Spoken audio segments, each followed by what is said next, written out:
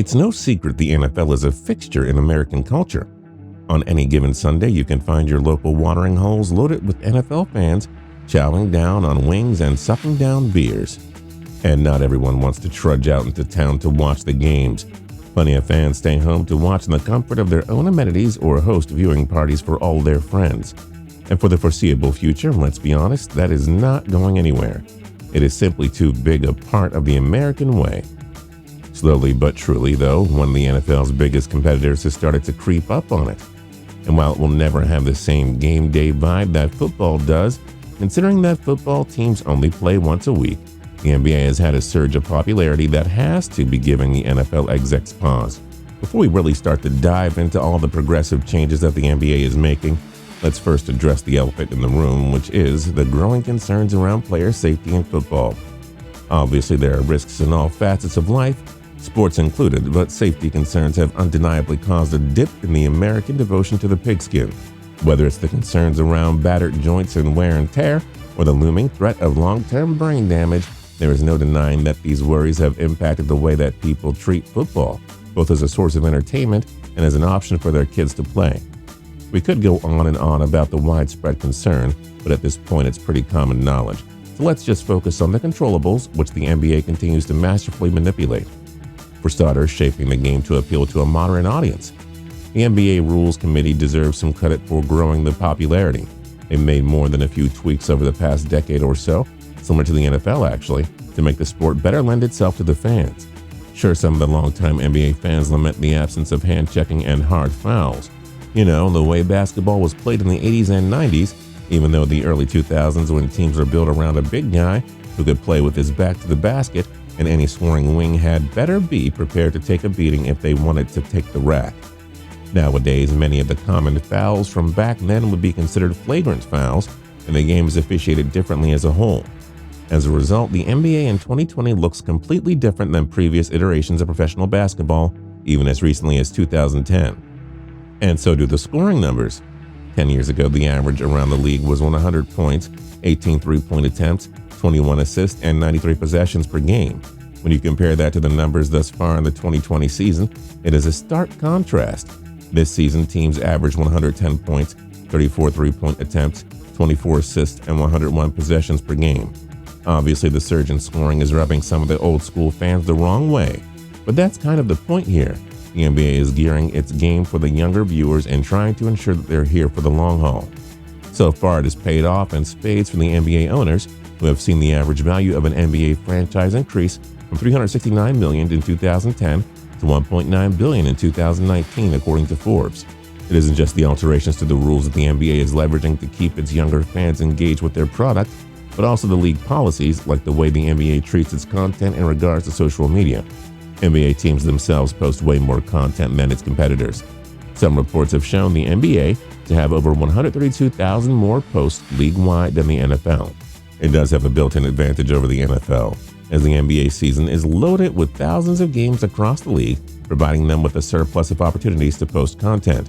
Whether it's buzzer beaters, breakaway dunks, post-game pressers, or in-game interviews, there's no shortage of opportunities for the NBA to get its brand out there during a game.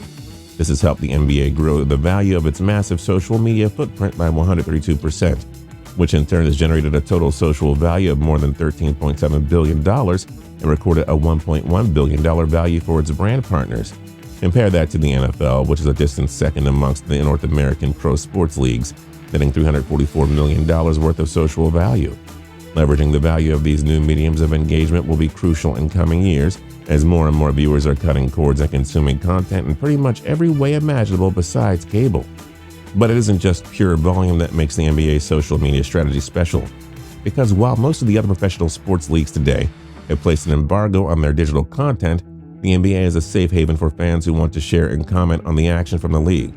So unlike the NFL or MLB, which has an even more antiquated social media policy that centralizes all of the content through MLB-run accounts, the NBA takes a laissez-faire approach in which anyone and everyone can post footage from the games.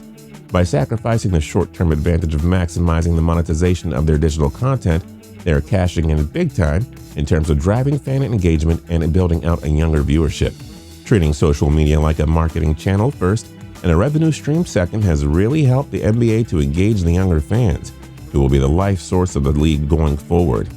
It not only has increased the NBA's popularity domestically, but it has really started to take a foothold in the global viewership, which has worked hand in hand with NBA-sponsored programs like Basketball Without Borders to grow the game internationally. Somewhat serendipitously, this has built up the international fan base, while also improving the pipeline of international talent that is now on the court in the NBA. It's most evident with African-born stars like Joel Embiid and Pascal Siakam, who were both discovered in league-sponsored camps. The NBA isn't just more concerned about player safety, growing the game globally, and building a better bond with its fans, but it's more progressive than the NFL in nearly every way imaginable, including how it leverages all sorts of modern technologies to alter and improve the fan experience. And with its lucrative network TV deal, money is no object, as I'm sure you've seen with some of the ridiculous contracts that have been handed out in recent years. But they are putting all of that extra capital to good use, investing in technologies like 360-degree video and fan-powered cameras, something that the Portland Trail Blazers used masterfully during their recent playoff run. The Fan Cam, for those unfamiliar with the technology, uses a cloud-based platform to allow select fans to take control of the Jumbotron for 30 seconds to capture a picture of them, which can then be hit with a branded filter and shared to social media. This is an easy way to drive social media engagements. Who wouldn't want to share their big moment on the Jumbotron? Understandably, it was a smashing success, as fans took thousands of pictures, which resulted in well over 200,000 engagements, increasing brand exposure and giving the franchise a new revenue stream via corporate sponsorship. It doesn't start and finish with these fan-powered cameras either. Some teams are completely committed to tech-based fan engagement, like the Sacramento Kings, who developed a futuristic smart arena that installed an 84-foot screen, 650 miles of fiber optic cable, as well as hundreds of Wi-Fi access points to ensure fans are able to share whatever they please on social media while at the game. They also use solar panels from the roof of the arena and nearby solar farms to power the venue. The NBA's progressive approach isn't limited to player and fan relations, but also sports betting, which has been a huge focus for anyone involved in any aspect of professional sports business since the Supreme Court lifted the federal ban on sports betting in May of 2018, allowing the states to decide for themselves if they wanted to legalize it. Once again, the NBA and Commissioner Adam Silver were ahead of the curve on this one, as Silver strategically wrote an op-ed in the New York Times way back in 2014 in favor of legalizing and regulating sports betting. Considering the conservative estimate that nearly $400 billion is illegally wagered on sports each year, this was a brilliant decision. Silver and the NBA made pro basketball the first North American sport to challenge the stigma of gambling by recognizing that it's going to happen whether it's legal or not, so they may as well try and capitalize on it. The dominoes have started to fall, though. More and more states continue to make sports betting illegal, and I wouldn't be shocked to see the NBA follow the European model in the next 15 years or so by allowing for bets to be placed via a smartphone or even at a stadium quite at the games. The NFL has done more than enough to shoot itself in the foot in recent years, just sort of skating over a bevy of important matters with a carelessness that has frustrated both its workforce and its fan base. There is no denying that, but it isn't just the NFL's unwillingness to get with the times that has positioned the NBA to leapfrog it into the coming years. The NBA also has an inherent advantage over the NFL, one that it has maximized for sure. But even so, there is really nothing the NFL could do to recreate this it factor because of the varying nature of sports. That it factor for the NBA, you ask? That would be its star power. Basketball naturally lends itself to the development and marketing of its star players, a phenomenon that is becoming more and more clear as the NBA continues to grow.